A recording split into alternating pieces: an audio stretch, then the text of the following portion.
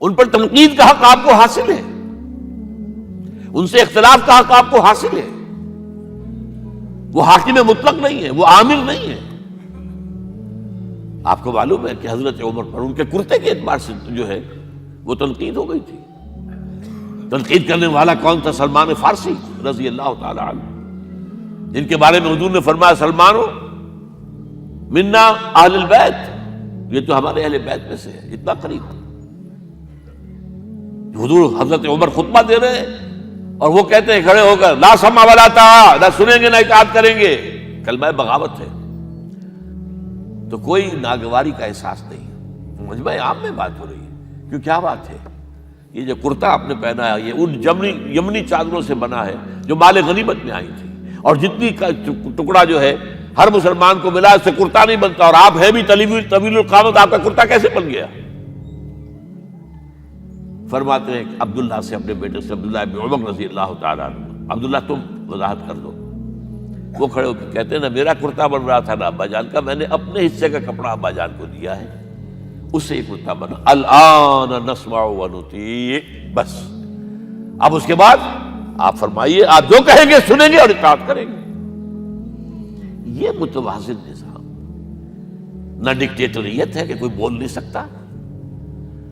تم اور حاکم وقت پر تنقید کر رہے ہو اور بربرا کر رہے ہو. ایک عورت پکڑ لیتی ہے حضرت عمر کو رضی اللہ تعالی عنہ. حضرت عمر نے آرڈیننس نافذ کر دیا تھا کہ اتنے سے زیادہ، اتنی رقم سے زیادہ مہر نہیں رکھا جا سکتا. کہ عمر تم کون ہوتے ہو ہمارے حق کے اوپر پابندی لگانے والے؟ جب قرآن میں ہے وَآتَيْتُمْ إِحْدَاهُنَّ قِنْطَارًا، چاہے تم نے اپنی کسی بیوی کو ڈھیروں سونا دیا ہو تب بھی طلاق کی شکل میں واپس نہیں دے سکتے. قرآن قنطار کہہ رہا ہے، آپ کون روکنے والے؟ اور حضرت عمر فرماتے ہیں آج ایک عورت نے عمر کو دین سکھایا، آرڈیننس واپس. اسی طریقے کا معاملہ حضرت عمر کا یہ اجتہاد تھا کہ یہ جو زمینیں اتنی بڑی بڑی جو ہے سواد، عراق، ایران، مصر سب فتح ہو گئے، چند ہزار صحابہ. اب مطالبہ یہ تھا کہ یہ مال غنیمت ہے ہمارے اندر تقسیم کر دیجیے. جیسے حضور نے غزوہ خیبر میں جو زمینیں تھیں یہودیوں کی وہ مجاہدین میں تقسیم کر دی تھی. دلیل موجود، دلیل بھی سنت رسول سے ہے صلی اللہ علیہ وسلم. حضرت عمر کی حکمت کچھ اور کہہ رہی ہے. یہ بات تو میں اپنے انداز سے کہہ رہا ہوں کہ اگر ایسا ہو گیا تو تاریخ انسانی کی سب سے بڑی جاگیرداری قائم ہو جائے گی. کتنے بڑے بڑے رقبے جو ہے صحابہ کو مل جائے گا. لیکن انہوں نے جو بات بیان کی وہ یہ تھی اگر یہ سارا تقسیم ہو گیا تو بعد میں آنے والوں کے لیے کیا رہے گا، اور جو فوجیں اب ہمیں پورے نظام کے لیے رکھنی پڑے گی ان کو کون سپورٹ کرے گا، ان کے لیے کہاں سے خرچہ آئے گا. تو انہوں نے طے کیا کہ یہ مال جو ہے مال فے ہے، یہ بیت المال کا ہے. جو مال غنیمت ہے وہ صرف وہ ہوگا جو عین محاذ پر حاصل ہوا ہے. ہتھیار ہیں یا بھیڑیں بکریاں ہیں یا اور جانور ہیں، یا وہاں پر جو پکڑے جائیں گے قیدی وہ غلام ہوں گے، وہاں پر اگر عورتیں ہوں گی پکڑی جائیں گی، کنیزیں ہوں گی. یہ نہیں کہ پورے ملک جو ہے وہ غلام بنا دیے جائیں اور پورے ملک کی جو زمینیں تقسیم کر دی جائیں. بعض صحابہ کھڑے ہو گئے نہیں. اب حضرت عمر نے ٹریبونل قائم کیا ہے. 5 صحابہ اوس میں سے، 5 خزرج میں سے بیٹھ جائیے، وہاں اپنا بھی وہ پیش کیا نقطہ نظر، باقی انہوں نے بھی کیا. وہ ٹریبونل نے فیصلہ کیا کہ عمر کی رائے صحیح ہے رضی اللہ تعالیٰ. یہ نظام سید القوم خادمہم، یہ اگر کوئی کہتا، اگر یہ مثالیں نہ ہوتی تو کہتے کیا تمہارا دماغ خراب ہوا ہے، یہ شاعری تو تم نے اچھی کر دی ہے، سید القوم خادمہم کبھی ہوا ہے؟ لیکن عمر نے بن کے دکھایا ہے. رات کے گشت پر ہے اور ایک عورت کے کراہنے کی آواز آئی ہے، معلوم ہوا کہ درد ذہن میں مبتلا ہے اور کوئی اس کے اٹینڈ کرنے والی کوئی خاتون نہیں ہے. گھر سے گئے ہیں، فرسٹ لیڈی اپنی اہلیہ کو لے کر آئے ہیں، انہوں نے اٹینڈ کیا ہے. اور اس کے بعد بچہ ہو گیا تو اندر سے ان کی اہلیہ کا امیر المومنین مبارک ہو بیٹا ہوا ہے.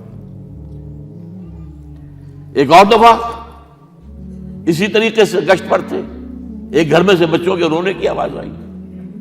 معلوم کیا کہ ایک خاتون ہے اور بچے ہیں، کھانے کو کچھ ہے نہیں. اس خاتون نے کہا میں نے یہ آگ کے اوپر جو ہے ہانڈی رکھی، اس میں پانی ہے، اور بچوں کو میں بہلا رہی ہوں کہ کچھ پک رہا ہے، ٹھہرو ذرا صبر کر لو، اسی طرح سو جائیں گے بھوکے۔ کانپ گئے حضرت عمر، گئے بیت المال سے اور بوری گندم کی لے کر اپنے کندھے پر، اپنے غلام سے کہا میرے کندھے پر رکھو، اس نے کہا میں لے چلتا ہوں حضور۔ نہیں، قیامت کے دن تم میرا بوجھ نہیں اٹھا سکو گے۔ اور وہ اپنے کندھے پر لاد کر لائے ہیں، اور وہاں کھانا تیار کروایا، بچوں کو کھلایا ہے۔ یہ نظام، یہ ہے رحمت للعالمینی کا مظہر۔ یہ جان لیجئے سیرت محمدی صلی اللہ علیہ وسلم کے جب آپ مطالعہ کرتے ہیں کہ وہ سارا انقلابی جدوجہد کا دور ہے، اس میں ابھی نظام کی جو خوبیاں ہیں وہ پورے طور پر سامنے نہیں آئی تھی۔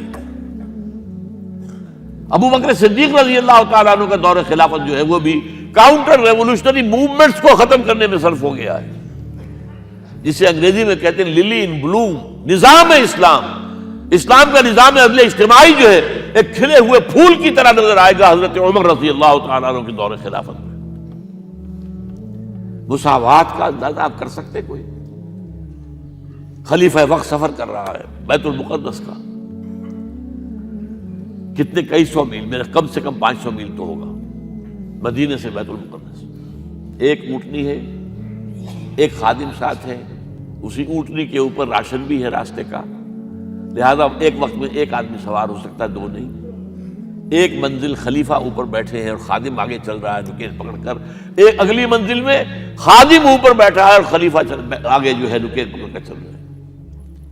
جب آخری منزل آئی تو وہ خادم کی باری تھی اوپر بیٹھنے کی، اس نے ہاتھ جوڑ دیے کہ خدا کے لیے لوگ کیا کہیں گے، مجھے کہیں گے تمہاری یہ جرت۔ فرمایا نہیں، الدور دورک، نہیں، یہ تو حساب کا معاملہ ہے، میتھمیٹکس کا معاملہ ہے، یہ تمہاری باری ہے، بیٹھو۔ یہ بلندیاں، یہ عظمتیں، یہ عدل، یہ انصاف، اور پھر یہ کہ بوریا نشین، کوئی محل نہیں۔ ایک آیا ایرانی مدینے میں چکر لگایا، کوئی انہیں محل نظر نہیں آیا، اسے پوچھا ہے اینا ملککم، تمہارا بادشاہ کہاں ہے؟ جواب دیا گیا لیس لنا ملک بل لنا امیر، ہمارا کوئی ملک نہیں ہے، بادشاہ نہیں ہے، ہمارا امیر ہے۔ کہاں ہے تمہارا امیر بھائی؟ وہ بیت المال کے کچھ اونٹ گم ہو گئے تھے، سب تلاش کر چکے، نہیں ملا، ہمارا خلیفہ خود گیا ہے۔ کسی کو ساتھ لے کر گیا ہوگا آئیڈینٹیفیکیشن کے لیے، تو دیکھا دوپہر ہو گئی تھی، دھوپ تیز ہو گئی تھی، حضرت عمر اپنے درے کو اپنے گردن کے نیچے رکھ کر ایک درخت کی چھاؤں میں آرام کر رہے تھے۔ نہ کوئی باڈی گارڈ ہے، نہ کوئی محافظ ہے۔